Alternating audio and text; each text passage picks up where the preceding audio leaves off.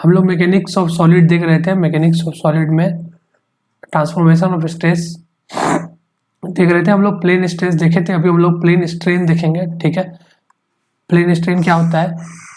तो plane strain, जैसे plane stress था मेरा, प्लेन स्ट्रेस में क्या होता था मेरा, सिग्मा एक्स सिग्मा वाई और टाउ एक्स वाई होता था, और बाकी यही तीनों स्ट्रेस एग्जिस्ट करता था। और बाकी सारा स्ट्रेस जो होता था क्या होता था, बाकी सारा स्ट्रेस जो होता था वो जीरो होता था, जीरो होता था। तो इस तरह प्लेन स्ट्रेन में क्या होता है, प्लेन स्ट्रेन में होता है कि सिर्फ तीन स्ट्रेन एग्जिस्ट करता है कि if the deformation are those in X Y plane that is three strain component में एग्जिस्ट। सिर्फ तीन स्ट्रेन कंपोनेंट अगर एग्जिस्ट करेगा, कौन कौन सा तीन component, epsilon X epsilon Y और गामा एक्स वाई, ये तीनों कंपोनेंट अगर एग्जिस्ट करेगा तो उसको हम लोग बोलेंगे प्लेन स्ट्रेन कंडीशन। ठीक है, और प्लेन स्ट्रेस में क्या था, सिर्फ तीन स्ट्रेस एग्जिस्ट कर रहा था। तीन स्ट्रेस कौन कौन सा, वो भी प्लेन में था। अगर कोई पर्टिकुलर प्लेन में तीन स्ट्रेस एग्जिस्ट करेगा तो उसको प्लेन स्ट्रेस बोलते थे, अगर तीन स्ट्रेन एग्जिस्ट करेगा तो उसको प्लेन स्ट्रेन बोलेंगे।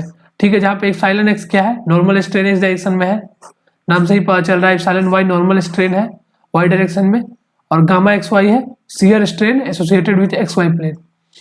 ठीक है, उसके बाद any material an element of material subjected to this strain only, अच्छा वही लिखा हुआ है कि अगर तीन स्ट्रेन ही लगेगा किसी मटेरियल में तो उसको हम लोग क्या बोलेंगे, स्टेट ऑफ प्लेन स्ट्रेन में है। ठीक है, subjected to this strain is said to be in a state of plane strain.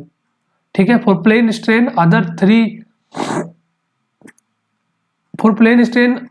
Other three component of strain, अच्छा बाकी जो कंपोनेंट रहेगा स्ट्रेन का वो सब जीरो रहेगा। ठीक है, जैसे कि बाकी क्या बचा मेरा, एप्सिलॉन जेड बचा, गामा एक्स जेड बचा और गामा वाई जेड बचा, ये तीनों जीरो रहेगा। ठीक है, तो उसको प्लेन स्ट्रेन कंडीशन बोलेंगे। प्लेन स्ट्रेन कंडीशन में क्या क्या एग्जिस्ट करेगा, सिर्फ एप्सिलॉन एक्स एग्जिस्ट करेगा, एप्सिलॉन वाई एग्जिस्ट करेगा और गामा एक्स वाई एग्जिस्ट करेगा। ठीक है, अब हम लोग कंपैरिजन करेंगे। कंपैरिजन किसका किसका कंपैरिजन करेंगे, प्लेन स्ट्रेस का और प्लेन स्ट्रेन का। ठीक है, तो दो चीजें हम देखेंगे, पहले इसको देखेंगे, ये वाला कंडीशन को, ये कंडीशन और ये कंडीशन हम लोग जानते हैं। ये कंडीशन क्या बोल रहा है, ये कंडीशन पहला प्लेन स्ट्रेस कंडीशन में, प्लेन स्ट्रेस कंडीशन में क्या क्या जीरो होता है, तो क्या जीरो होता है प्लेन स्ट्रेस कंडीशन में, सिग्मा जेड जीरो होता है, टाउ एक्स जेड जीरो होता है और टाउ वाई जेड जीरो होता है, और क्या क्या होता है, सिग्मा एक्स होता है, सिग्मा वाई होता है और टाउ एक्स वाई वो सब नॉन जीरो होता है। ठीक है, और प्लेन स्ट्रेन कंडीशन में ये वाला मेरा स्ट्रेस का बॉक्स है, स्ट्रेस का बॉक्स है, और ये वाला मेरा स्ट्रेन का बॉक्स है। तो प्लेन स्ट्रेस कंडीशन में ये स्ट्रेस दिखा रहा है और ये स्ट्रेन दिखा रहा है। ठीक है, तो प्लेन स्ट्रेस कंडीशन में स्ट्रेन भी देखेंगे, अभी देखेंगे। ठीक है, देखेंगे फॉर्मूलाज देखेंगे कैसा होगा, पहले स्ट्रेन देख लेना है। प्लेन स्ट्रेन कंडीशन में, प्लेन स्ट्रेन कंडीशन में स्ट्रेन क्या होगा, स्ट्रेन क्या होगा प्लेन स्ट्रेन कंडीशन में, तो स्ट्रेन क्या होगा, तो मेरा कौन कौन सा स्ट्रेन जीरो होगा प्लेन स्ट्रेन कंडीशन में, एप्सिलॉन जेड जीरो होगा, गामा एक्स जेड जीरो होगा, गामा वाई जेड जीरो होगा। उसके अलावा एग्जिस्ट क्या करेगा, एप्सिलॉन एक्स एग्जिस्ट करेगा, एप्सिलॉन वाई एग्जिस्ट करेगा और गामा एक्स वाई वो एग्जिस्ट करेगा, मतलब वो नॉन जीरो होगा। ठीक है, नॉन जीरो होगा। अब हम लोग देख रहे हैं प्लेन स्ट्रेस कंडीशन में स्ट्रेन क्या होगा। ठीक है, तो उसको हम लोग फॉर्मूला से देखेंगे, देखते हैं फॉर्मूला से हम लोग। ठीक है, तो अब प्लेन स्ट्रेस कंडीशन में मेरा जो है वो हम लोग देखते हैं कि स्ट्रेन क्या होगा, प्लेन स्ट्रेस कंडीशन में स्ट्रेन क्या होगा, क्या होगा स्ट्रेन। तो देखिए हम लोग फॉर्मूला जानते हैं, सारा फॉर्मूला हम लोग जानते हैं, ये सारा फॉर्मूला नॉर्मल स्ट्रेन का है। ठीक है, नॉर्मल स्ट्रेन का, ये शियर स्ट्रेन का है, शियर स्ट्रेन का है। ठीक है, तो हमको क्या पता है, प्लेन स्ट्रेस कंडीशन में टाउ एक्स जेड और टाउ वाई जेड जीरो होता है। ठीक है, तो और गामा एक्स जेड और गामा वाई जेड का फॉर्मूला ये है, गामा वाई जेड। तो हम और टाउ एक्स जेड को जीरो बैठाएंगे, यहाँ पे टाउ एक्स जेड को जीरो बैठाएंगे और टाउ वाई जेड और जेड एक्स को जीरो बैठाएंगे, वाई जेड और जेड एक्स को जीरो बैठाएंगे, तो मेरा गामा भी जीरो आ जाएगा, गामा जीरो आ जाएगा। तो प्लेन स्ट्रेस कंडीशन में जीरो आ जाएगा। इसका मतलब क्या हुआ, प्लेन स्ट्रेस कंडीशन हमको क्या पता चला, प्लेन स्ट्रेस कंडीशन में मेरा जो स्ट्रेन है स्ट्रेन जो है मेरा स्ट्रेन गामा एक्स जेड और गामा वाई जेड वो दोनों जीरो हो जाएगा प्लेन स्ट्रेस कंडीशन में। और मेरा जो ये है जो मेरा इप्सिलॉन जेड है, इप्सिलॉन जेड जीरो होगा कि नहीं, इप्सिलॉन जेड जीरो होगा कि नहीं, इप्सिलॉन जेड जीरो होगा कि नहीं। तो इस फॉर्मूला के हिसाब से देखिए, इस फॉर्मूला के हिसाब से, इस फॉर्मूला इप्सिलॉन जेड का फॉर्मूला ये है इप्सिलॉन जेड में। अगर इस फॉर्मूला में अगर मान लीजिए सिग्मा जेड जीरो है और अगर सिग्मा एक्स और सिग्मा वाई का कुछ वैल्यू है तो इप्सिलॉन जेड जीरो होगा, इप्सिलॉन जेड जीरो होगा, नहीं होगा, जीरो नहीं होगा। तो इप्सिलॉन जेड एग्जिस्ट कर सकता है, इप्सिलॉन जेड एग्जिस्ट कर सकता है, ठीक है। तो इसीलिए इप्सिलॉन जेड जीरो नहीं लिखे हैं हम लोग, इप्सिलॉन जेड जीरो नहीं है। तो इप्सिलॉन एक्स, इप्सिलॉन वाई और गामा एक्स वाई ये तो नॉन जीरो हो सकता है, ठीक है, मे बी नॉन जीरो, ठीक है। और ठीक है, ये इस फॉर्मूला के हिसाब से देखिए, इस फॉर्मूला के हिसाब से इप्सिलॉन एक्स का फॉर्मूला क्या है, तो sigma x by E minus ऐसा करके फॉर्मूला है इसमें। तो प्लेन स्ट्रेस कंडीशन है, तो प्लेन स्ट्रेस कंडीशन में सिग्मा एक्स का वैल्यू होता है, सिग्मा एक्स का वैल्यू होता है, सिग्मा वाई का भी वैल्यू होता है, ठीक है। तो अगर इसमें डालेंगे तो सिग्मा एक्स और सिग्मा वाई का वैल्यू तो इप्सिलॉन जेड का कुछ ना कुछ वैल्यू आएगा, इप्सिलॉन जेड का। इस तरह सिग्मा एक्स अगर इप्सिलॉन वाई का फॉर्मूला देखें तो इप्सिलॉन वाई में भी देखिए सिग्मा एक्स कुछ है, सिग्मा वाई कुछ है, तो कुछ ना कुछ वैल्यू आएगा। हो सकता है जीरो आ जाए, ऐसा कुछ कंडीशन बन रहा हो कि जीरो आ जाए, लेकिन वैल्यू आने का चांस है, इसलिए हम लोग मे भी लिखे हैं, मे बी नॉन जीरो, ठीक है। और गामा एक्स वाई क्या होता है, tau x Y by G, tau x Y by G. तो यहाँ पे टाउ एक्स वाई का कुछ वैल्यू है, प्लेन स्ट्रेस कंडीशन में टाउ एक्स वाई एग्जिस्ट कर रहा है, तो गामा एक्स वाई भी का भी कुछ वैल्यू होगा, ठीक है, ठीक है। तो हम लोग स्ट्रेन देखें प्लेन स्ट्रेस कंडीशन में, प्लेन स्ट्रेस कंडीशन में स्ट्रेन को देखें, ठीक है। अब देखने हम लोग प्लेन स्ट्रेन कंडीशन में स्ट्रेस क्या होगा, ठीक है, प्लेन स्ट्रेन कंडीशन में स्ट्रेस क्या होगा। तो देखते हैं, फॉर्मूला से ही देखते हैं, ठीक है। तो हमको क्या पता था कि प्लेन स्ट्रेन कंडीशन में इप्सिलॉन एक्स एग्जिस्ट कर रहा है, इप्सिलॉन वाई एग्जिस्ट कर रहा है और गामा एक्स वाई एग्जिस्ट कर रहा है, ठीक है। तो और क्या क्या जीरो है, गामा एक्स जेड और गामा वाई जेड जीरो है। तो इस फॉर्मूला के हिसाब से फिर से इस फॉर्मूला में अगर हम लोग गामा वाई जेड और गामा एक्स जेड को जीरो बैठाएंगे तो मेरा टाउ वाई जेड और टाउ जेड एक्स भी जीरो आ जाएगा। तो इसीलिए plane stress condition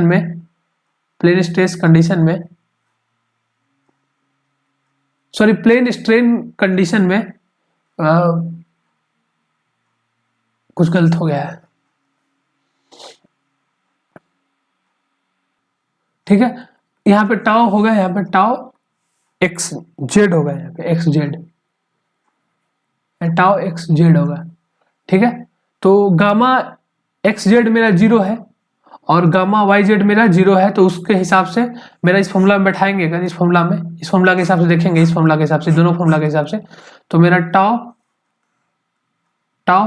tau x Z और टाउ वाई जेड दोनों मेरा जीरो आ जाएगा, टाउ एक्स जेड और टाउ वाई जेड मेरा दोनों जीरो आ जाएगा, ठीक है, मेरा जीरो आ जाएगा। और क्या देखना है हमको, सिग्मा एक्स एग्जिस्ट करेगा कि नहीं, सिग्मा वाई एग्जिस्ट करेगा कि नहीं। तो सिग्मा एक्स का मेरा क्या फॉर्मूला है, देखते हैं हम लोग, ठीक है।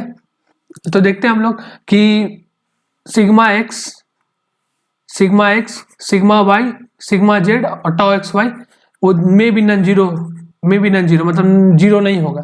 कैसे पता चला हम लोग को नॉन जीरो होगा, देखिए इप्सिलॉन एक्स मेरा एग्जिस्ट कर रहा है प्लेन स्ट्रेन कंडीशन में, और इप्सिलॉन एक्स का फॉर्मूला देखिए, इप्सिलॉन एक्स का ये फॉर्मूला है इप्सिलॉन एक्स। तो इप्सिलॉन एक्स का कुछ वैल्यू आया है, यहाँ पे इप्सिलॉन एक्स का कुछ वैल्यू आया, उसके जरूरी है कि मेरा सिग्मा एक्स, सिग्मा वाई और सिग्मा जेड का कुछ वैल्यू हो। तो इसका मतलब वो सब नॉन जीरो, इसमें से ये लोग नॉन जीरो हो सकता है, तभी तो कुछ वैल्यू आएगा, नॉन जीरो रहेगा। अगर सब जीरो हो जाएगा तो इसका भी वैल्यू जीरो हो जाएगा इप्सिलॉन एक्स का, लेकिन इप्सिलॉन एक्स जीरो नहीं है, इप्सिलॉन वाई भी जीरो नहीं है, इसका मतलब क्या है, sigma x, sigma Y, sigma Z तीनों का कुछ वैल्यू हो सकता है, ठीक है, तभी इसका कुछ वैल्यू आएगा। इसीलिए हम लोग क्या लिखे, सिग्मा एक्स, सिग्मा वाई और सिग्मा जेड ये सब में भी नॉन जीरो है, और टाउ एक्स वाई भी नॉन जीरो है, क्योंकि टाउ एक्स वाई का क्या फॉर्मूला है, gamma x y divide equal to tau x Y by ji.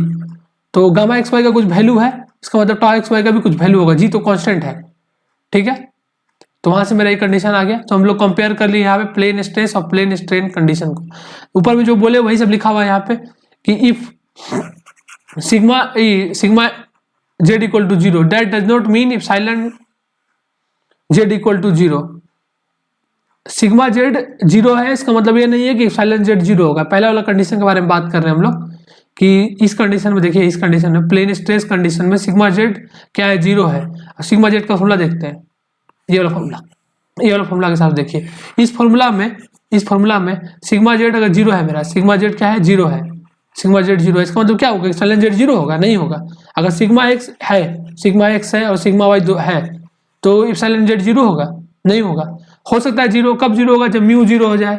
Mu zero हो गया तो फिर कुछ वैल्यू भी होगा तो म्यू से मल्टीप्लाई होगा, जीरो हो जाएगा। या फिर सिग्मा एक्स बराबर माइनस सिग्मा वाई है तो ये दोनों कैंसिल हो जाएगा एक दूसरे को। तो वही लिखा हुआ है, except in case when mu equal to zero that is ideal material और when sigma x is equal to minus sigma Y. Sigma x equal to minus sigma y तो होगा तो दोनों कैंसिल होकर जीरो कर देगा। यही केस में हो सकता है जीरो, ठीक है। ये प्लेन स्ट्रेस वाला केस का बात कर रहा है। और अगला प्लेन स्ट्रेन वाला बात कर रहा है कि if silent Z equal to zero that does not mean sigma Z equal to zero. फिर वही फॉर्मूला से बात कर रहा है, इसी फॉर्मूला से बात कर रहा है कि साइलेंट जेड जीरो है इस फॉर्मूला में, तो इसका मतलब ये नहीं है कि सिग्मा जेड जीरो होगा। अगर सिग्मा एक्स और सिग्मा वाई का कुछ वैल्यू है तो इस फॉर्मूला में सिग्मा जेड का भी कुछ ना कुछ वैल्यू होगा। फिर से एक्सेप्ट इन केस में म्यू इक्वल टू जीरो या फिर sigma x equal to minus sigma Y, ठीक है। Thus note that plane stress and plane strain components are अच्छा प्लेन स्ट्रेस और प्लेन स्ट्रेस का कंडीशन दोनों सेम नहीं है, ये नोट करने का बात है कि जो स्ट्रेन प्लेन स्ट्रेस और प्लेन स्ट्रेन में कंपोनेंट सेम नहीं है, आर नॉट सेम, ठीक है।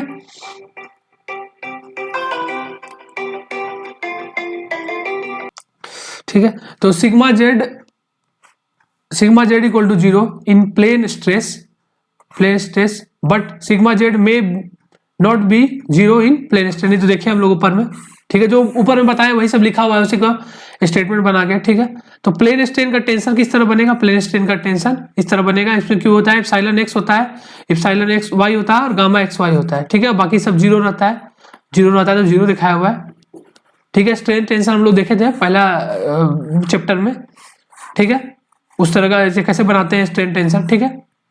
आगे देखते हैं हम लोग ट्रांसफॉर्मेशन ऑफ प्लेन स्ट्रेन। तो प्लेन स्ट्रेन का जैसे ट्रांसफॉर्मेशन हुआ था उस तरह ही प्लेन स्ट्रेन का ट्रांसफॉर्मेशन होगा, बस उसमें सिर्फ एक थोड़ा सा फॉर्मूला में चेंज होने में कैसे ध्यान देंगे बस हम लोग कि सिग्मा को है ना इप्सिलॉन से रिप्लेस करेंगे और टाउ को गामा बाई 2 से रिप्लेस करेंगे, ठीक है। तो सेम फॉर्मूला है, एकदम सेम फॉर्मूला, सिर्फ सिग्मा को इप्सिलॉन से और टाउ को गामा बाई 2 से, ठीक है। देखिए फॉर्मूला कैसे बन गया, epsilon dash X is equal to epsilon X plus epsilon Y by 2 plus epsilon X minus epsilon Y by 2 cos 2 theta plus gamma x Y by 2 into sine 2 theta. यहाँ पर tau x Y रहता था मेरा, तो उसको tau x Y को gamma x Y by 2 कर दिए, ठीक है।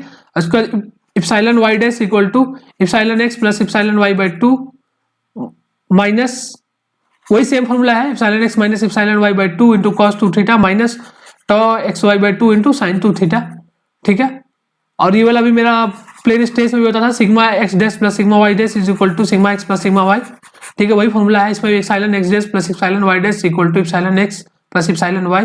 यहाँ पे प्लेन स्ट्रेस में tau X dash Y dash रहता था तो इसमें गामा बाई 2 कर दिए हैं बस यहाँ पे, फिर बाकी सेम फॉर्मूला है, यहाँ पे भी बाई 2 कर दिए हैं बाई 2 और सिग्मा एक्स को खाली इप्सिलॉन एक्स से रिप्लेस किए हैं, सिग्मा वाई को इप्सिलॉन वाई से, ठीक है। माइनस साइन उसमें भी रहता था, साइन 2 थीटा याद कर लेना है फॉर्मूला को, ठीक है। सेम फॉर्मूला है ट्रांसफॉर्मेशन का, ठीक है। साइन कन्वेंशन भी सेम है, normal tensile stress is taken as positive, फिर कंप्रेसिव स्ट्रेस को नेगेटिव लेते हैं, कंप्रेसिव स्ट्रेन को, ठीक है। स्ट्रेन का बात हो रहा है यहाँ पे, ठीक है।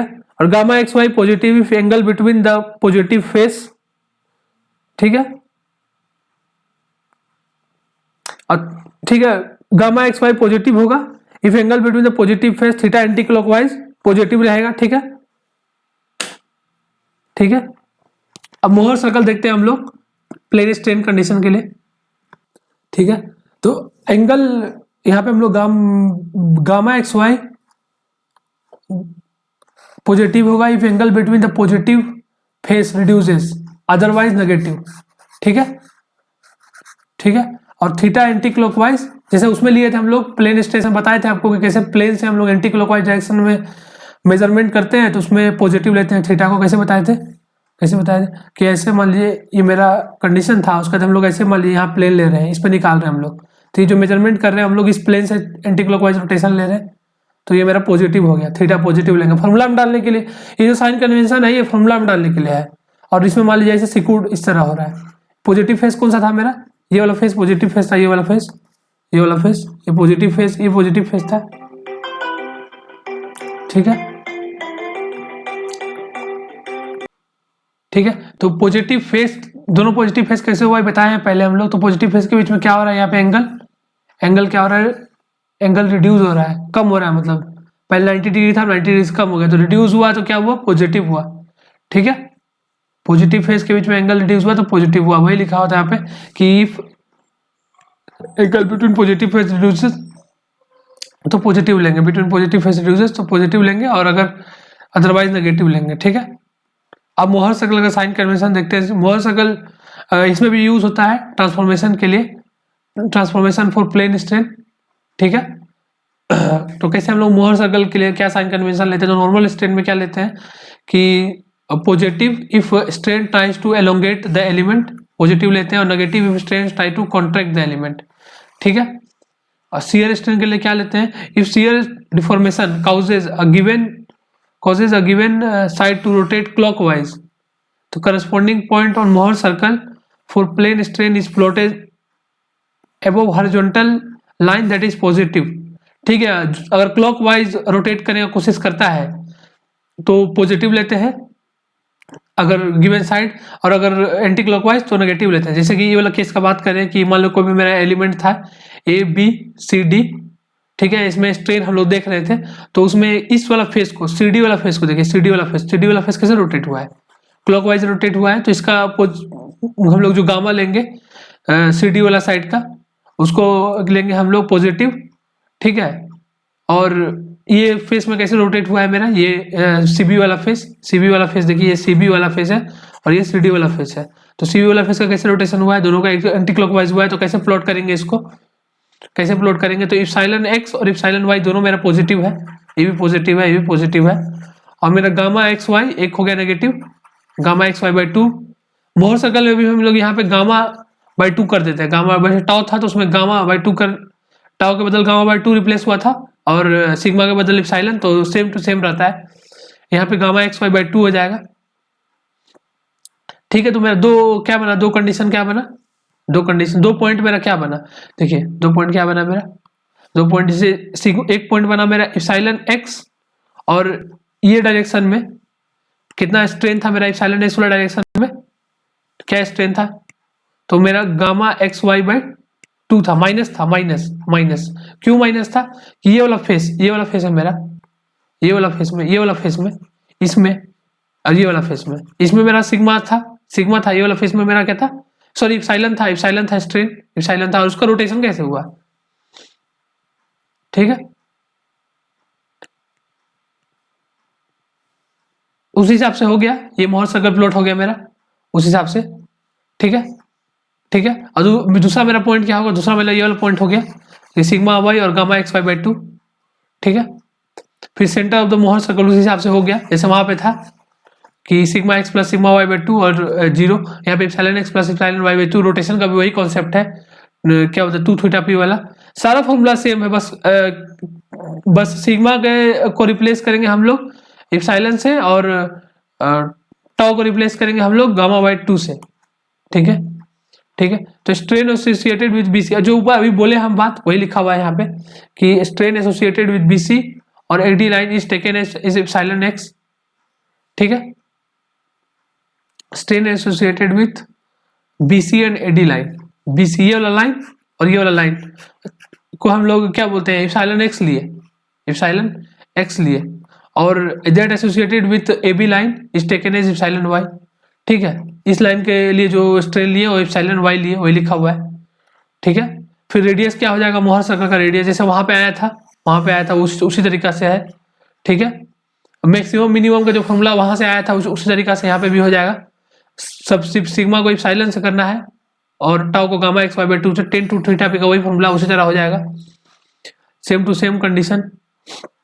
ठीक है, अगर हमको स्ट्रेन पता है कोई भी पर्टिकुलर मतलब कि डायरेक्शन में, एक्स डायरेक्शन और वाई डायरेक्शन में हमको स्ट्रेन पता है, और उसके बाद है ना एक्स डैश डायरेक्शन और वाई डैश डायरेक्शन में हमको निकालना है, थीटा रोटेशन हुआ है, थीटा प्लेन का जो एक्सिस का रोटेशन हुआ है वो थीटा हुआ है, तो कैसे मोहर सर्कल में 2 थीटा रोटेशन होगा, और ये मेरा एक्स डायरेक्शन वाई डायरेक्शन अगर डिनोट कर रहा है ये लाइन, तो वहां से 2 थीटा रोटेशन हो जाने के बाद एक्स डैश और वाई डैश डिनोट करेगा। ठीक है, ठीक है। स्ट्रेन रोजेट मेरा क्या होता है, स्ट्रेन रोजेट, तो normal strain on the surface of a structural element can be measured in any given direction using strain gauge।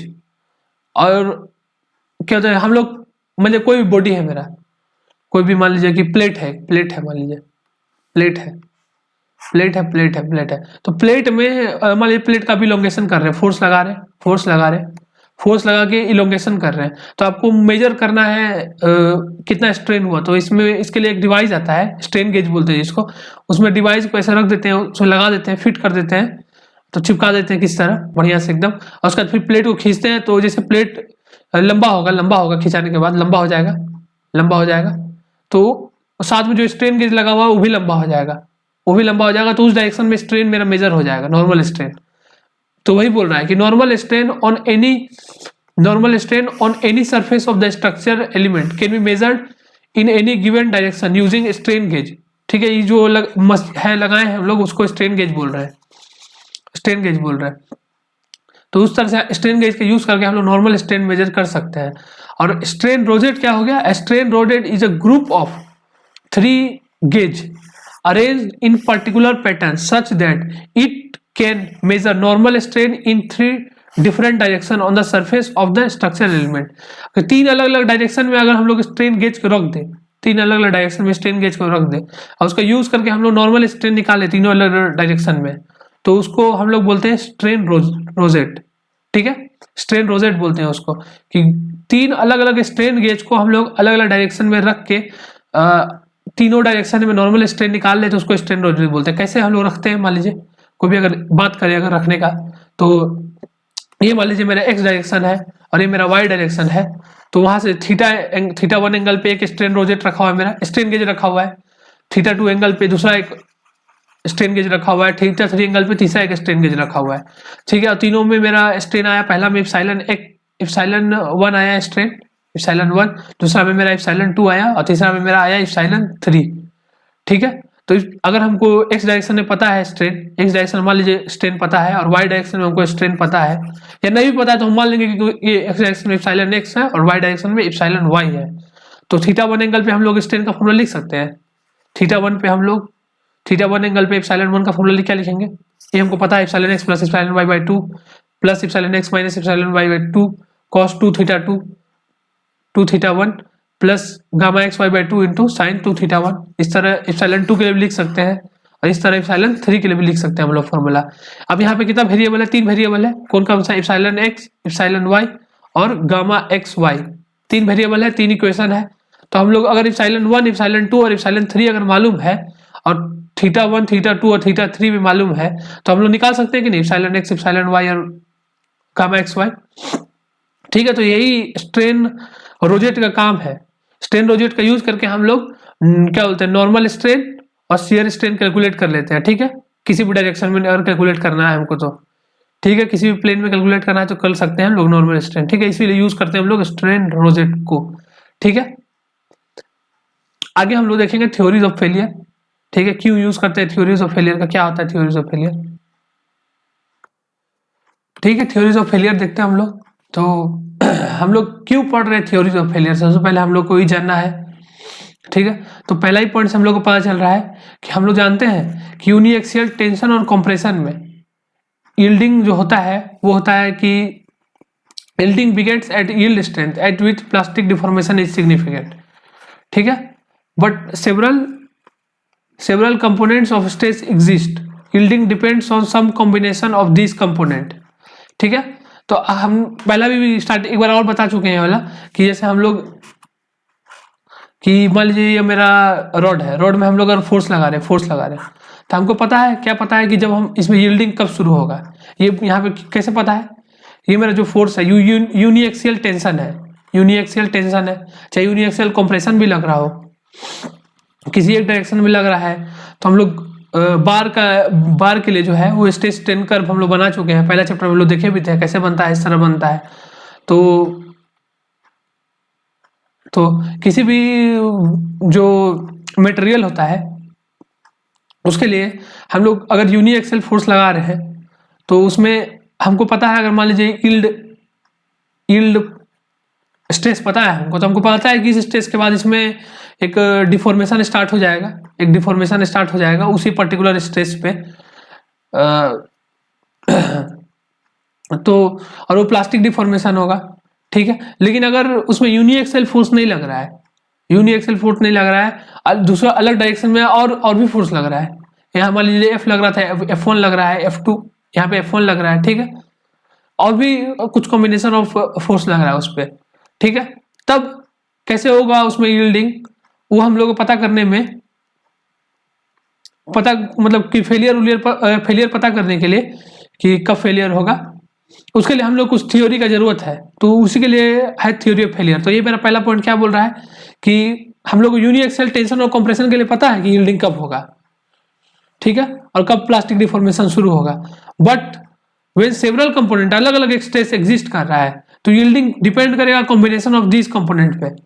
जब अलग अलग एग्जिस्ट कर रहा है अलग अलग फोर्स, तो पता किस पे डिपेंड करेगा, यील्डिंग डिपेंड करेगा कॉम्बिनेशन ऑफ दिस कंपोनेंट पे।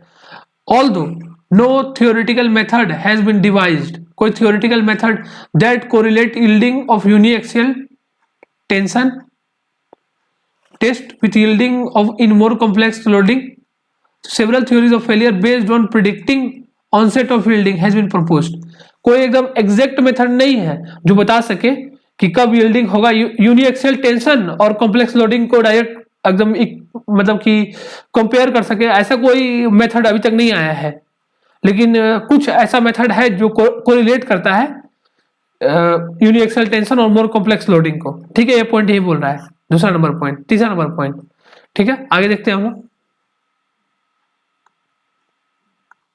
ठीक है। तो पर्पस क्या है, purpose of this theory of failure, purpose of this theory of failure to establish from behavior of material subjected to simple tension or compression the point at which failure will occur under combined loading। मतलब इस जो theory of failure हम लोग पढ़ेंगे उसका purpose है कि uniaxial tension और कंप्रेशन को कंपेयर कर सके कंबाइंड लोडिंग से, ठीक है, ठीक है। अगला है कि by a failure we mean here, अभी जो हम लोग थ्योरी ऑफ फेलियर पढ़ेंगे हम लोग उसमें फेलियर का मेरा मतलब है कि यील्डिंग आ जाना, ठीक है, resulting in excessive permanent deformation और actual rupture, failure due to material failure, ठीक है। थ्योरी ऑफ फेलियर अभी हम लोग जो पढ़ेंगे उसमें कि यील्डिंग को ही फेलियर मान लिया गया है, जिसमें कि बहुत ज्यादा एक्सेसिव परमानेंट डिफॉर्मेशन हो जाता है। अलग अलग और मेथड है जिसमें कि हम लोग, जैसे हम लोग अगर बात करें प्लास्टिक एनालिसिस का, तो प्लास्टिक एनालिसिस जब हम लोग पढ़ते हैं तो उसमें हम लोग तो मटेरियल का प्लास्टिक स्ट्रेंथ तक जाते हैं, हम लोग अल्टीमेट स्ट्रेंथ तक जाते हैं, अल्टीमेट एफयू जो होता है अल्टीमेट स्ट्रेंथ तक को हम लोग फेलियर मानते हैं। तो लेकिन यहाँ पे जो हम लोग थ्योरी ऑफ फेलियर पढ़ रहे हैं, हम लोग आप स्टील में पढ़िएगा तो लिमिट स्टेट ऑफ मेथड है, उसमें हम लोग अल्टीमेट स्ट्रेंथ तक का स्ट्रेंथ लेते हैं, उसके बाद हम लोग एक partial of factor of safety लेते हैं, ठीक है। लेकिन थ्योरी ऑफ फेलियर में जो भी मेथड हम लोग अभी पढ़ेंगे उसमें हम लोग फेलियर मानते हैं यील्ड तक ही मानते हैं, जहां तक कि बहुत ज्यादा परमानेंट डिफॉर्मेशन हो जाता है, ठीक है। और क्या है कि स्ट्रक्चर और मशीन कंपोनेंट में on other hand fail due to local buckling और इलास्टिक इनस्टेबिलिटी ऑल्सो। अच्छा, कि मान लीजिए कोई बड़ा स्ट्रक्चर है, जैसे मान लीजिए तो उसका छोटा ही पार्ट कोई फेल कर गया, कोई नट बोल्ट ही फेल कर गया, या फिर कोई छोटा उसका कंपोनेंट फेल कर गया, तो बोला है कि हम लोग उस चीज को कंसिडर नहीं कर रहे हैं कि छोटा पार्ट को फेल करना या फिर लोकल बकलिंग हो जाना या इलास्टिक इनस्टेबिलिटी हो जाना, उसे वो कंसिडर नहीं करें। However theory of failure takes into account material failure only, सिर्फ जिस मटेरियल के बारे में बात कर रहे हैं उसी का फेलियर के बारे में बात करता है थ्योरी ऑफ फेलियर। दस theory of failure for ductile material will be different from theory of failure for brittle material. अच्छा, और ये भी बात बोल रहा है कि theory of failure for ductile material का जो होगा वो अलग होगा ब्रिटल मटेरियल से। सिमिलरली सम थ्योरी में be applicable for general loading condition but may not be applicable for hydrostatic loading. तो कुछ ऐसा भी थ्योरी होगा, कुछ थ्योरी ऐसा होगा जो कि जनरल लोडिंग के लिए एप्लीकेबल होगा लेकिन हाइड्रोस्टेटिक पे नहीं लगेगा। ठीक है, ये हम लोग थ्योरी ऑफ फेलियर के बारे में देखें, ये सारा पॉइंट आपको और क्लियर होगा। हम बताएंगे कि कौन सा थ्योरी ऑफ फेलियर किस मतलब कि मटेरियल पे एप्लीकेबल होगा, किस टाइप मटेरियल पे, तो और ज्यादा समझ में आएगा। ठीक है, आगे देखते हैं हम लोग। ठीक है, हम लोग पढ़ते हैं थ्योरी ऑफ फेलियर। तो मेरा पहला थ्योरी ऑफ फेलियर जो है वो मैक्सिमम प्रिंसिपल स्ट्रेस थ्योरी है, और उसको हम लोग नाम भी याद कर लीजिएगा कि उसको और क्या बोलते हैं। कभी कभी एग्जाम में आ जाता है कि रंकाइन थ्योरी के हिसाब से इसका ये जो मटेरियल है वो कितना फेल करेगा, और उसको लेम थ्योरी भी बोलते हैं इसको, और मैक्सिमम स्ट्रेस थ्योरी भी बोलते हैं। ठीक है, ये सब इसका नाम है। तो उसमें क्या कंडीशन है कि for no failure maximum principal stress theory के बारे में बोल रहे हैं। तो maximum principal stress should be less than yield stress under uniaxial loading. ठीक है, तो मान लीजिए कोई भी मटेरियल में कॉम्प्लेक्स लोडिंग अगर लग रहा है तो कुछ कॉम्प्लेक्स लोडिंग के लिए हम लोग मैक्सिमम प्रिंसिपल स्ट्रेस निकालेंगे। अब मैक्सिमम प्रिंसिपल स्ट्रेस, उसमें जो मैक्सिमम प्रिंसिपल स्ट्रेस आएगा वो अगर कम रहेगा यील्ड स्ट्रेस से तो उस मटेरियल में फेलियर नहीं होगा। ठीक है, जो मैक्सिमम प्रिंसिपल स्ट्रेस आएगा सिग्मा मैक्स वो कम होगा अगर यील्ड स्ट्रेस से, तो फेलियर नहीं होगा। ठीक है, अब फॉर डिजाइन पर्पस के लिए हम लोग कुछ फैक्टर ऑफ सेफ्टी दे देंगे।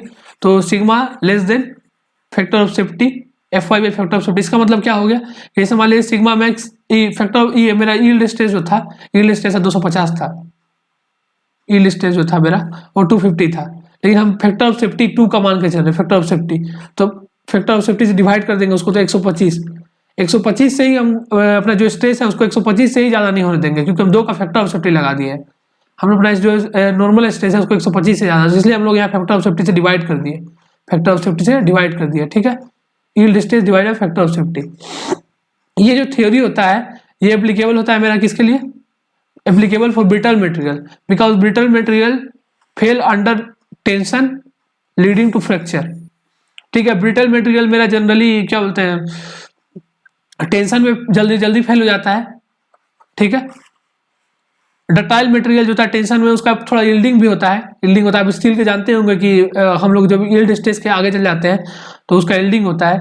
तो मतलब कि जो मेरा डक्टाइल मटेरियल होता है उसमें यील्ड स्टेज के बाद भी हम लोग आगे बढ़े तो मेरा जो इलोंगेशन होगा, लेकिन ब्रिटल मटेरियल में ऐसा नहीं होता है। ब्रिटल मटेरियल में यील्ड के बाद जैसे ही जाए तो तुरंत ब्रेकिंग आ जाता है। ठीक है, तो इसलिए ये जो मैक्सिमम प्रिंसिपल स्ट्रेस थ्योरी है वो मेरा ब्रिटल मटेरियल के लिए ज़्यादा एप्लीकेबल होता है। अच्छा, एक बात और हम बता रहे हैं कि ऊपर पॉइंट में हम आपको बताए थे कि जो मेरा थ्योरी ऑफ फेलियर होता है उसमें हम लोग यील्ड स्ट्रेस को ही फेलियर मान लेते हैं। तो देखिए यहाँ पे यील्ड स्ट्रेस Fy यूज किए, हर जगह हम जितना भी थ्योरी ऑफ फेलियर यूज हम लोग पढ़ेंगे उसमें सब जगह पे हम लोग Fy का जिक्र करेंगे। Fy का जिक्र हम लोग क्यों कर रहे हैं, Fy का जिक्र क्योंकि हम लोग मान के चल रहे हैं कि Fy से ज्यादा नहीं होना चाहिए मेरा स्ट्रेस, Fy से ज्यादा नहीं होना चाहिए यील्ड स्ट्रेस से। ठीक है, ऊपर में बताए थे आपको ऊपर वाला पॉइंट में कि थ्योरी ऑफ फेलियर में हम लोग यील्ड को ही फेलियर मान लेते हैं, यील्ड के बाद को बढ़ने का फेलियर मान लेते हैं। ठीक है, ये जो थ्योरी ऑफ फेलियर है वो not suitable for brittle material in which strength is limited by shear. तो पहले चैप्टर में भी हम आपको बताए थे कि जो मेरा डक्टाइल मटेरियल होता है उसका जो फेलियर होता है वो होता है शियर में होता है। ठीक है, तो इसलिए ये जो मेरा मेथड है वो एप्लीकेबल नहीं होता है डक्टाइल मटेरियल के लिए। ठीक है, और not suitable for pure shear case, इसलिए ये प्योर शियर केस के लिए भी एप्लीकेबल नहीं होता है। ठीक है, तो प्योर शियर केस में क्यों नहीं एप्लीकेबल होता है मैक्सिमम प्रिंसिपल स्ट्रेस थ्योरी, क्यों नहीं होता, क्योंकि देखिए प्योर शियर केस इस तरह होता है। प्योर शियर केस सिर्फ उसमें शियर लग रहा है। ठीक है, तो उसका अगर हम लोग देखेंगे प्योर शियर केस में, अगर आप देखिएगा मोर सर्कल ऐसे सेंटर पे बनता है, सेंटर पे, तो उसमें मैक्सिमम जो होता है normal stress, maximum normal stress निकालिएगा तो टाउ आएगा, ठीक है, फॉर्मूला से भी निकाल सकते हैं, ठीक है। मेरा सिग्मा 0 है तो मैक्सिमम जो आएगा टाउ आएगा, तो मैक्सिमम जो आएगा, तो मैक्सिमम मेरा जो होता है, मैक्सिमम जो principal stress, maximum normal stress कितना से कम होना चाहिए, सिग्मा वाई से कम होना चाहिए, फेलियर नहीं होने देने के लिए सिग्मा वाई से कम होना चाहिए। इसका मतलब क्या हुआ कि जो मेरा टाउ होता है, टाउ है वो कितना से कम होना चाहिए, सिग्मा वाई से कम होना चाहिए। लेकिन आप स्टील में पढ़िएगा लेकिन डक्टाइल मटेरियल में, स्टील में पढ़ने को मिलता है ये वाला, डक्टाइल मटेरियल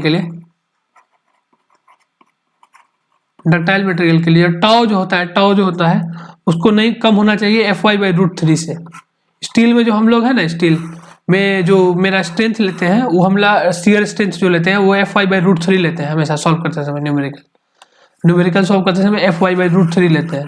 तो जो मेरा डक्टाइल मटेरियल के लिए है वो शियर जो होता है, शियर वो FY/√3 से है, लेकिन यहाँ तो FY मतलब कि यील्ड है, सिग्मा y/√3 बोलना चाहिए था, सिग्मा y/√3, ठीक है, यील्ड स्ट्रेस बाई √3, ठीक है। तो लेकिन ये मैक्सिमम प्रिंसिपल स्ट्रेस थ्योरी के हिसाब से तो मेरा जो है शियर वो तो FY से सिग्मा वाई से कम होना चाहिए, जो कि गलत है। तो इसीलिए प्योर शियर केस के लिए एप्लीकेबल नहीं होता है, प्योर शियर केस और डक्टाइल मटेरियल के लिए ये थ्योरी एप्लीकेबल नहीं होता है, ठीक है। क्यों नहीं एप्लीकेबल होता है, समझ में आ गया कि मैक्सिमम प्रिंसिपल स्ट्रेस थ्योरी तो हमको शियर को बोलेगा कि 250, मान लीजिए 200 स्टील के लिए बात करिए तो 250 से कम नहीं होना चाहिए, तो हम लोग ये हमको अलाउ कर रहा है कितना तक, 250 तक अलाउ कर रहा है, लेकिन एक्चुअल में 250 तो नहीं है मेरा, 250/√3 तक हमको शियर स्ट्रेस तक जाना है, ठीक है। हम लोग इसके बाद अगला थ्योरी देखेंगे।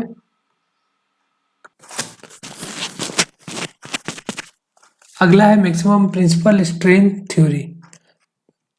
मैक्सिमम प्रिंसिपल स्ट्रेन थ्योरी को सेंट वेनांट थ्योरी बोलते हैं। इसमें क्या होता है कि फॉर नो फेलियर नहीं होने के लिए मैक्सिमम प्रिंसिपल स्ट्रेन जो है वो लेस देन होना चाहिए, लेस देन या equal to yield strain in uniaxial loading. Uniaxial loading में जो यील्ड स्ट्रेन है वो क्या होगा, तो स्ट्रेस बाय जो यंग्स मॉडुलस है, यंग्स मॉडुलस वही मेरा स्ट्रेन होगा, क्योंकि हमको क्या पता है स्ट्रेस बाय स्ट्रेन क्या होता है, stress by strain Young's modulus होता है, ई होता है। तो मेरा यहाँ से क्या आ गया, strain equal to stress by Young's modulus. तो मेरा यील्ड स्ट्रेस कितना है, यील्ड स्ट्रेस मेरा अगर FY है, यील्ड स्ट्रेस अगर मेरा FY है और यंग्स मॉडुलस मेरा ई है, तो यहाँ से मेरा क्या आ जाएगा, यील्ड स्ट्रेन आ जाएगा, यील्ड स्ट्रेन। तो यील्ड स्ट्रेन मेरा कितना हो गया, यील्ड स्ट्रेन मेरा हो गया FY/E हो गया, और प्रिंसिपल स्ट्रेन हो गया ये। तो मैक्सिमम जो प्रिंसिपल स्ट्रेन है वो कम होना चाहिए किससे, यील्ड स्ट्रेन से। तो ये मेरा हो गया, ये मेरा क्या हो गया, ये मेरा हो गया मैक्सिमम प्रिंसिपल स्ट्रेन थ्योरी, ठीक है। फेलियर नहीं होने के लिए जो मैक्सिमम प्रिंसिपल स्ट्रेन है, मैक्सिमम प्रिंसिपल स्ट्रेन वो कम होना चाहिए यील्ड स्ट्रेन से। यील्ड स्ट्रेन मेरा ये हो गया, ठीक है। अब हम लोग यील्ड स्ट्रेन को कैसे लिख सकते हैं स्ट्रेस के टर्म में, तो ठीक है इस तरह हम लोग लिख सकते हैं, पता है हमको फॉर्मूला, ठीक है। स्ट्रेन को इस तरह लिखे हैं, अगर सिग्मा 1 सिग्मा 2 सिग्मा 3 है तो एप्सिलॉन 1 के डायरेक्शन में स्ट्रेन क्या होगा, तो sigma 1/E minus mu times of sigma 2 plus sigma 3। कैसे आया, समझ में आ रहा होगा। सिग्मा x वाला फॉर्मूला में बैठा के निकाल सकते हैं, लेस देन होगा FY/E, यहाँ से नीचे से E और E कैंसिल हो जाएगा, तो फॉर्मूला इस तरह रिड्यूस हो जाएगा, इस तरीके से, ठीक है। इसे फैक्टर ऑफ सेफ्टी लगा दिया है, इसको कैसे लिख देंगे फॉर्मूला को, फॉर्मूला इस तरह से रिड्यूस हो जाएगा,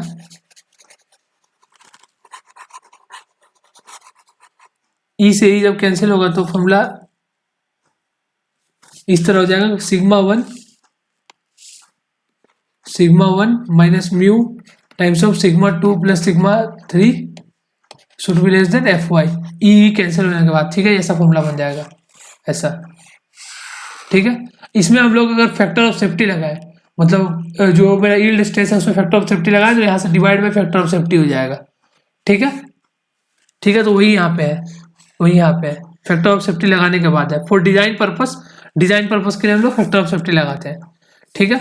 और जहाँ पे सिग्मा 1, सिग्मा 2 और सिग्मा 3 क्या है, प्रिंसिपल स्ट्रेस है, प्रिंसिपल स्ट्रेस है, ठीक है, प्रिंसिपल स्ट्रेस है, ठीक है। और डिजाइन पर्पस के लिए हो गया ये फॉर्मूला, ठीक है, फैक्टर ऑफ सेफ्टी लगा दिया डिजाइन पर्पस में। तो ये जो थ्योरी है ये भी ब्रिटल मटेरियल के लिए एप्लीकेबल होता है, ठीक है। तो ये ओवर एस्टिमेट्स कर देता है elastic strength of ductile material, ductile material के लिए नहीं यूज होता है, ठीक है, ओवर एस्टिमेट कर देता है डक्टाइल मटेरियल का स्ट्रेंथ, ठीक है। और ये सुटेबल नहीं होता है हाइड्रोस्टेटिक स्ट्रेस कंडीशन के लिए। क्यों नहीं सुटेबल होता है देखते हैं हम लोग। हाइड्रोस्टेटिक कंडीशन में क्या होगा, सिग्मा 1, सिग्मा 2, सिग्मा 3 तीनों मतलब कि एक ही वैल्यू हो जाएगा, कोई वैल्यू पी के बराबर हो जाएगा। हाइड्रोस्टेटिक कंडीशन मतलब क्या होता है बताए हैं, ठीक है।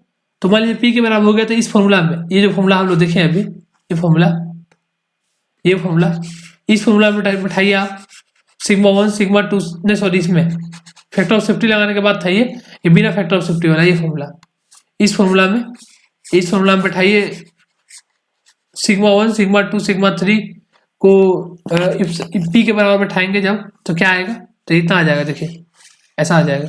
यहाँ पी बैठाएंगे सिग्मा 2 और सिग्मा 3 बराबर है तो 2p हो जाएगा, 2p म्यू, ठीक है। इस तरह तो p इक्वल टू इतना आ जाएगा, p equal to F Y by और -2 म्यू हो जाएगा।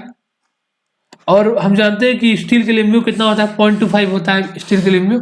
तो फॉर्मूला मेरा इस तरह, ये फॉर्मूला इस तरह रिड्यूस हो जाएगा, p लेस देन 2fy, ठीक है। और not suitable for pure shear case, ठीक है। तो लेकिन हमको क्या पता है क्यों नहीं सुटेबल है प्योर शियर केस के लिए, सॉरी हम लोग हाइड्रोस्टेटिक का बात कर रहे थे, हाइड्रोस्टेटिक का। तो यहाँ पे हमको क्या कंडीशन आ गया कि P should be less then, जो प्रेशर होता है वो लेस देन 2fy होता है, 2fy। लेकिन हमको क्या पता है कि P कितना से कम होना चाहिए था, P जो है वो कितना से कम होना चाहिए था, P तो fy से कम नहीं होना चाहिए था। यहाँ तो हम स्ट्रेस 2fy तक लेके जा रहे हैं, 2fy तक, ठीक है। तो ये गलत है ये, मतलब इसलिए एक्सेप्टेबल नहीं है, ठीक है। इसलिए हाइड्रोस्टेटिक केस में इसलिए हम लोग नहीं लगाते हैं, हाइड्रोस्टेटिक केस में इसलिए नहीं लगाते हैं, ठीक है। यहाँ पे so it is not applicable, so it is not applicable for hydrostatic case, ठीक है, हाइड्रोस्टेटिक केस, ठीक है। उसके बाद ये प्योर शियर केस में भी नहीं लगता है, प्योर शियर केस में भी नहीं लगता। क्यों नहीं लगता है प्योर शियर केस में, वो देखते हैं। Not suitable for pure shear case because in pure shear case sigma 1 कितना हो जाएगा, टॉ के बराबर, और सिग्मा 2 हो जाएगा माइनस टॉ के बराबर, ठीक है। तो फिर से वही फॉर्मूला में डाल रहे हैं हम लोग, ये वाला फॉर्मूला में डाल रहे हैं हम लोग, ये फॉर्मूला में, ठीक है। तो क्या हो जाएगा मेरा, सिग्मा 1 को डालेंगे हम लोग प्लस टॉ, सिग्मा 2 को डालेंगे माइनस टॉ, और सिग्मा 3 जीरो हो जाएगा मेरा, सिग्मा 3 जीरो रहेगा। तो मेरा ये आ जाएगा इस तरह फॉर्मूला, ठीक है। ये माइनस माइनस प्लस हो जाएगा तो टॉ इक्वल टू मेरा आ जाएगा कितना, fy बाई 1 प्लस म्यू आ जाएगा। इसको रीअरेंज करेंगे तब, और हमको पता है म्यू कितना होता है स्टील के लिए, 0.25 होता है म्यू स्टील के लिए। तो मेरा tau should be less then हो जाएगा, अगर यहाँ इस फॉर्मूला में म्यू 0.25 बैठाएंगे, इस फॉर्मूला में म्यू 0.25 बैठाएंगे, इसमें म्यू तो मेरा आ जाएगा टॉ, कितना आ जाएगा, टॉ आ जाएगा मेरा, tau should be less than 0.8fy, 0.8fy आ जाएगा। लेकिन टॉ कितना से कम होना चाहिए, हम लोग पहले भी पढ़े थे कि fy बाई √3 से, ये वाला फॉर्मूला आप तो स्टील में देखिएगा, fy बाई √3 होता है शियर स्ट्रेस, लेकिन 0.8 ही आ रहा है, तो इसलिए प्योर शियर केस में भी नहीं एप्लीकेबल होगा, ठीक है। अगला मेरा थ्योरी है maximum shear stress theory. Maximum shear stress theory को हम लोग ट्रेस्का, गेस्ट और कूलम थ्योरी भी बोलते हैं, ठीक है। अगर आपको न्यूमेरिकल में आएगा कि गेस्ट थ्योरी के हिसाब से बताइए, ट्रेस्का थ्योरी के हिसाब से बताइए, कूलम थ्योरी के हिसाब से बताइए, तो आप मैक्सिमम शियर स्ट्रेस थ्योरी ही अप्लाई करेंगे वहाँ पे।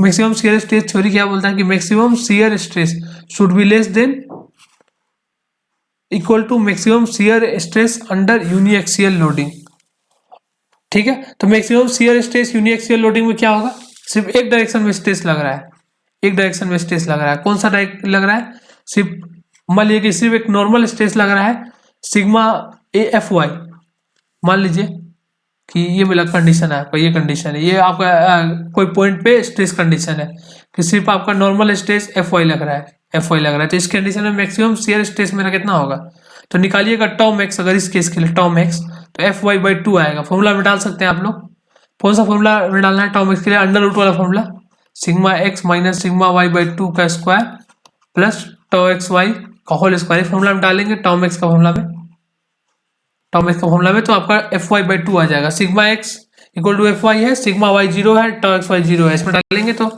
टॉम एक्स वही लिखा हुआ है यहाँ पे लिखा हुआ है, क्या लिखा हुआ है कि maximum shear stress under uniaxial loading, ये दिखाया हुआ है यूनिएक्सियल लोडिंग, इस तरह का यूनिएक्सियल लोडिंग में इज Fy/2 लिख, ठीक है, ठीक है। और मैक्सिमम शियर स्ट्रेस क्या होता है, मैक्सिमम शियर स्ट्रेस हम लोग पिछले लेक्चर में देखे हैं कि सिग्मा मैक्स माइनस सिग्मा मिनिमम/2 या फिर सिग्मा मैक्स/2 या फिर सिग्मा मिनिमम/2, ये होता है मैक्सिमम शियर स्ट्रेस किसी भी कंडीशन में।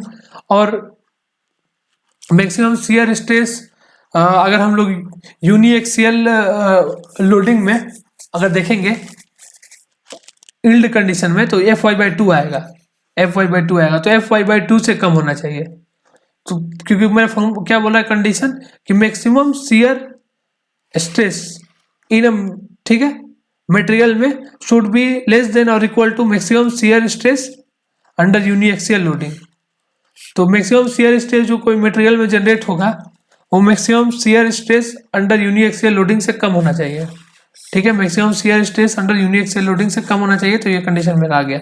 अब ये थ्योरी जो है, ये थ्योरी है मेरा डक्टाइल मटेरियल के लिए एप्लीकेबल होता है और बहुत कंजर्वेटिव थ्योरी है, ठीक है, मोस्ट कंजर्वेटिव थ्योरी है ये, ठीक है। This method gives most conservative design out of various other theories of failure, ठीक है, सबसे ज्यादा कंजर्वेटिव है। Not suitable for hydrostatic loading because under hydrostatic loading when sigma max equal to sigma minimum बराबर पी होगा तो Tom x जो है वो 0 हो जाएगा, टॉम एक्स 0 हो जाएगा। हाइड्रोस्टेटिक लोडिंग में सिग्मा मैक्स और सिग्मा मिनिमम दोनों पी है, तो टॉम एक्स क्या हो जाएगा,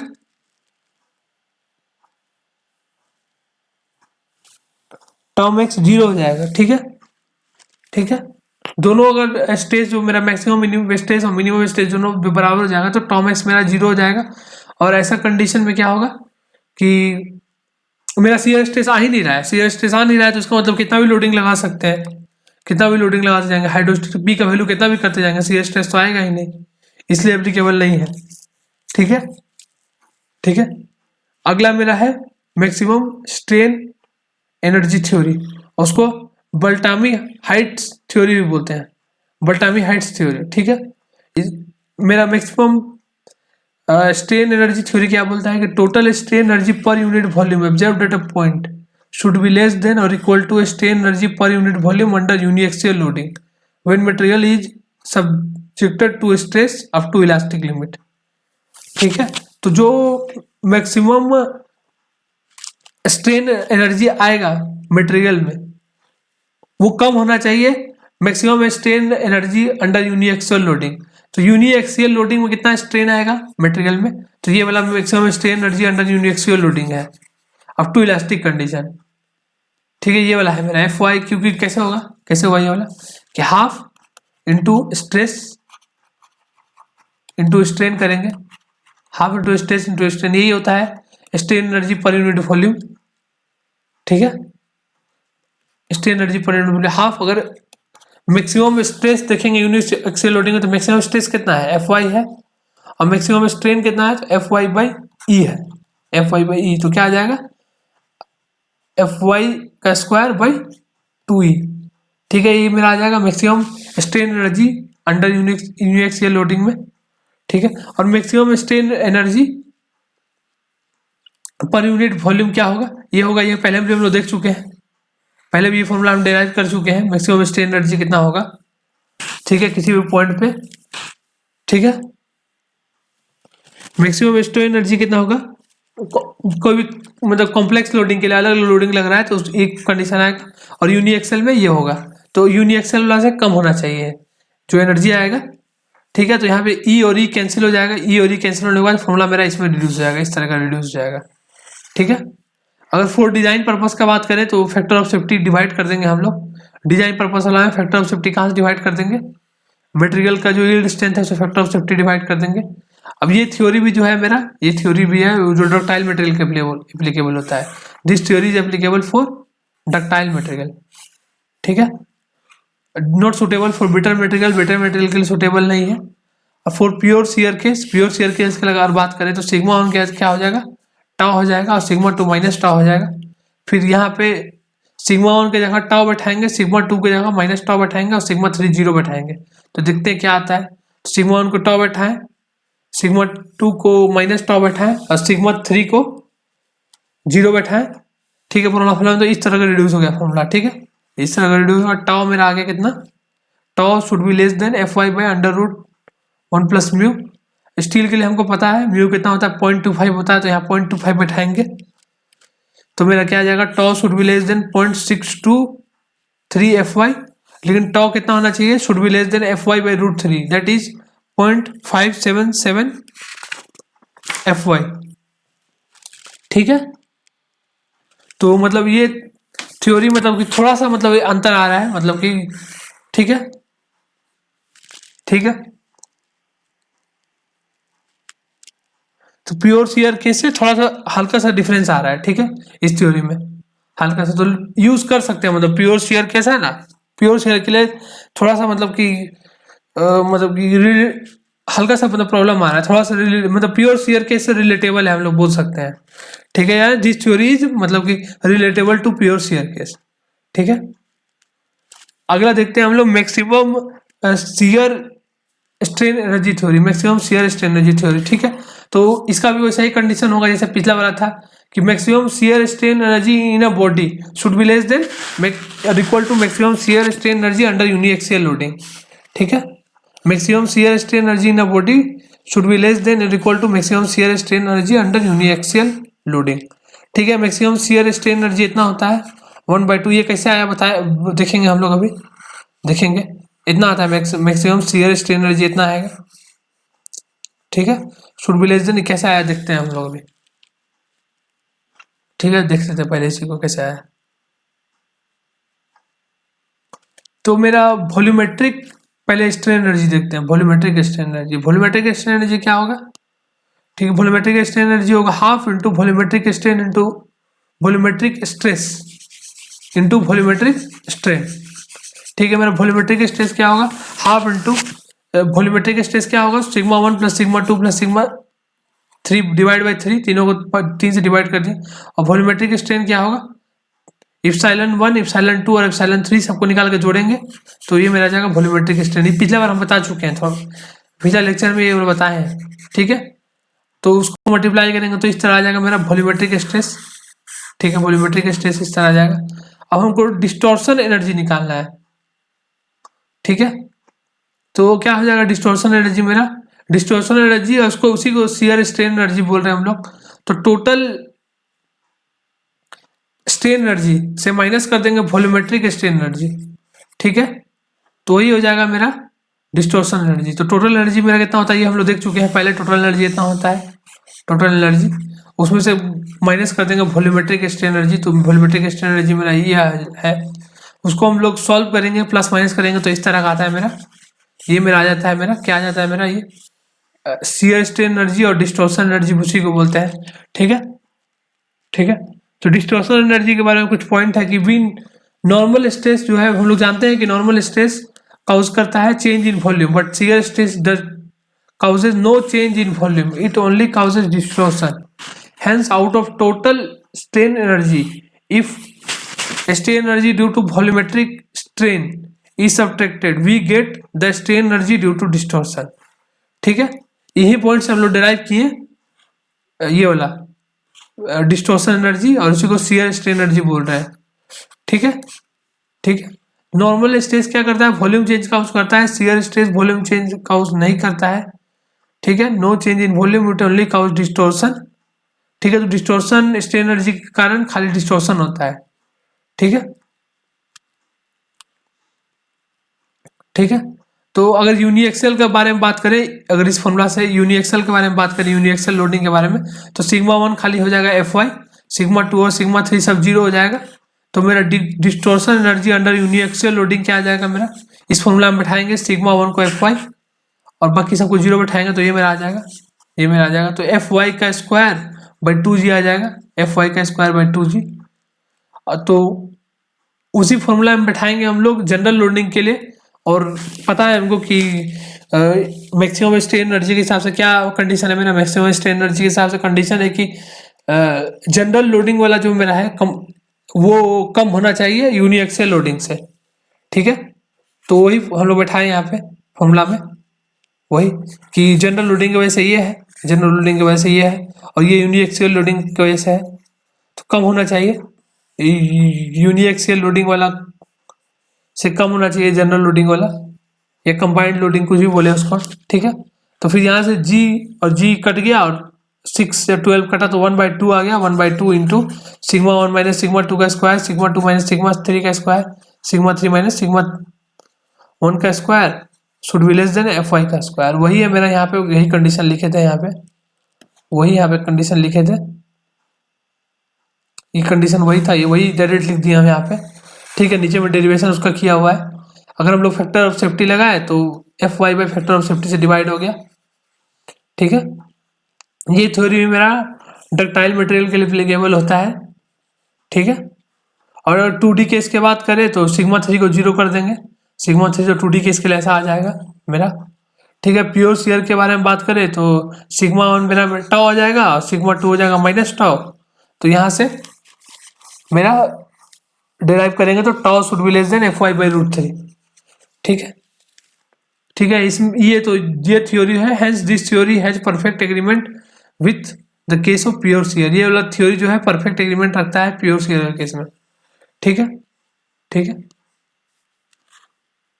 आगे देखते हैं हम लोग, ठीक है।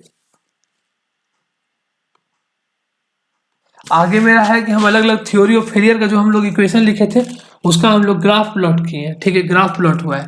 पहला मेरा कंडीशन क्या था, पहला जो थ्योरी ऑफ फेलियर था मेरा मैक्सिमम प्रिंसिपल स्ट्रेस थ्योरी, उसमें क्या था मेरा कि sigma 1 should be less than F Y, ठीक है।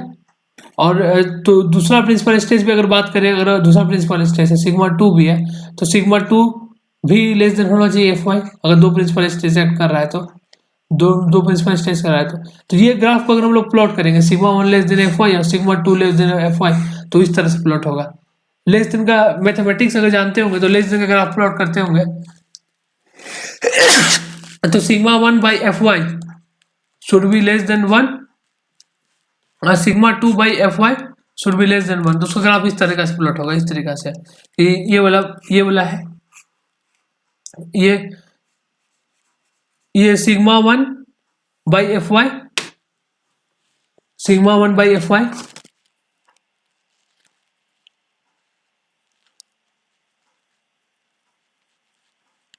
ये सिग्मा 1 बाई एफ वाई है। तो ये वाला कौन सा, ये लाइन जो है, ये लाइन कैसे प्लॉट होगा मैथमेटिक्स में,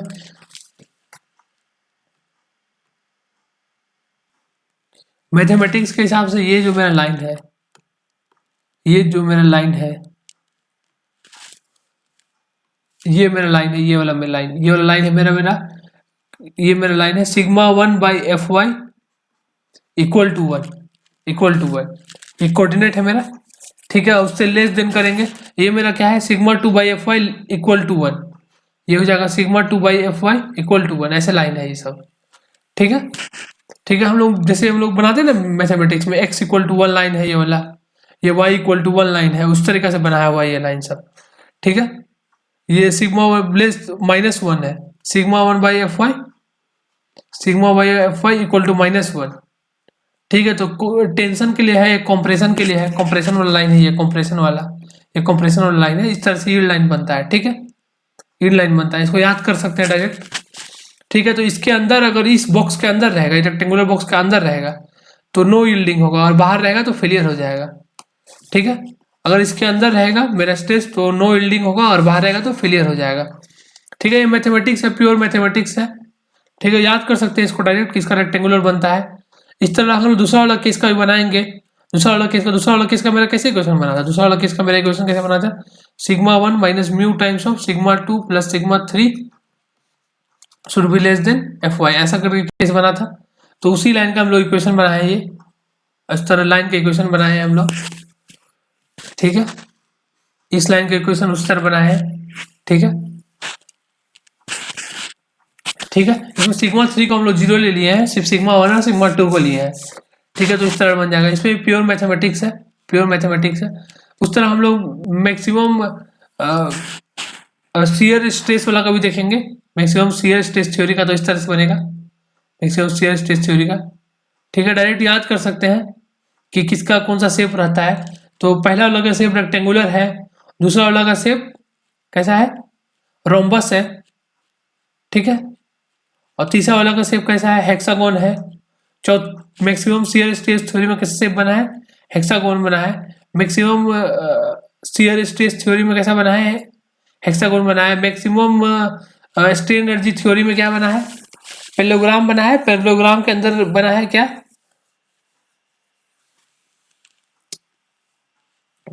ठीक है। मैक्सिमम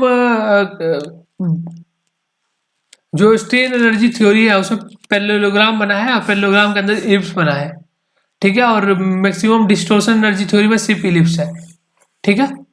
इस तरह इसको याद कर सकते हैं। और एक कंक्लूजन भी याद रख लीजिए कि मैक्सिमम जो शियर स्ट्रेस थ्योरी है वो मोस्ट कंजर्वेटिव है, मैक्सिमम डिस्टॉर्शन एनर्जी थ्योरी है most appropriate for ductile material है, और मैक्सिमम प्रिंसिपल स्ट्रेस थ्योरी है मोस्ट अप्रोप्रिएट है फॉर ब्रिटल मटेरियल, ठीक है। All theory of failure compare the value under general state of stress with that of uniaxial loading. ये तो हमको पता ही है, ये तो हम बताए ही, जनरल स्टेट ऑफ स्ट्रेस को हम लोग यूनिएक्सियल लोडिंग से कंपेयर किए। Hence all theory give similar result under uniaxial loading condition और when one principal stress is large as compare to other. अच्छा, ये एमसीक्यू भी है, आया है मतलब एक बार ईएसी में कि सारा थ्योरी ऑफ फेलियर जो है वो कब एक जैसा बिहेव करेगा। तो एक स्ट्रेस जब दूसरा से बहुत ज्यादा रहेगा तो सारा थ्योरी ऑफ फेलियर है ना एक जैसा रिजल्ट देगा, ठीक है। ठीक है, अगले लेक्चर में हम लोग न्यूमेरिकल देखेंगे। Thank you.